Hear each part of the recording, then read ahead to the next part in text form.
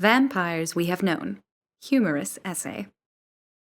To the extent that vampires make appearances in television dramas nowadays, and in movies and novels too, we can say that we're all quite familiar with these creatures. That's an indisputable fact, is it not? And there's nothing ambiguous about the claim that there have been reports of vampires for hundreds of years already.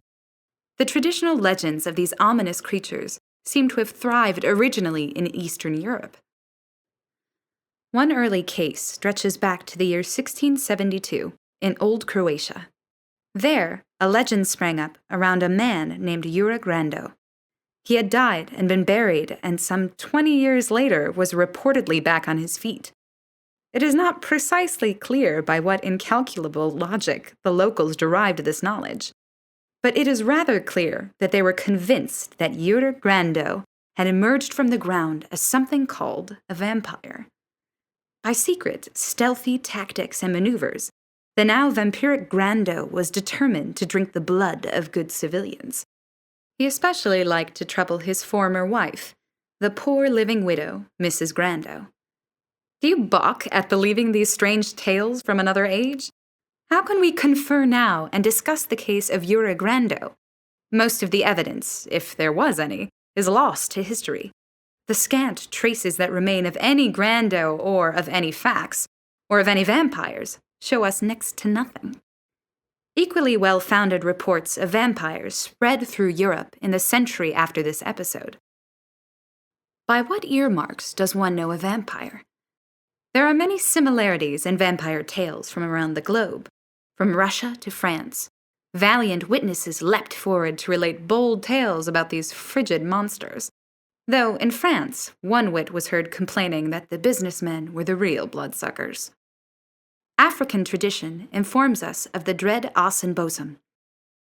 It also thirsts for blood. The thing has hooks for feet and hangs upside down.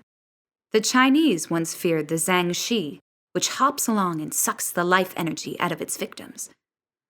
The Drogs in Scandinavia lingered about graves. They protect buried treasure and drink the blood of trespassers. If their appetite was strong, Drogs would eat their victims too.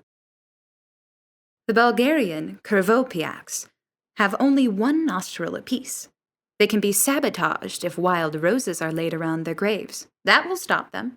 We needn't dip far back to old tales in the Western Hemisphere to uncover eyewitness accounts of blood-sucking creatures. In Mexico, Chile, Nicaragua, and Puerto Rico, and by now in other places, there have been thousands of reports in recent decades about the blood-sucking creature called the chupacabra. It has a taste especially for goats. Needless to say, intensive investigations have ensued, and piercing, strident calls for action have been voiced in this country by chupacabra believers. They feel an urgent need to find out what is happening to the goats. The results, you ask? Alas, most chupacabras appear to be coyotes with mange. The fascination with vampire stories will persist, just like our love of other fantasies. To enjoy a fantasy is one thing, and to enjoy a harmless fright is fine. But to believe that every shadow is like a thing alive, that is another thing entirely.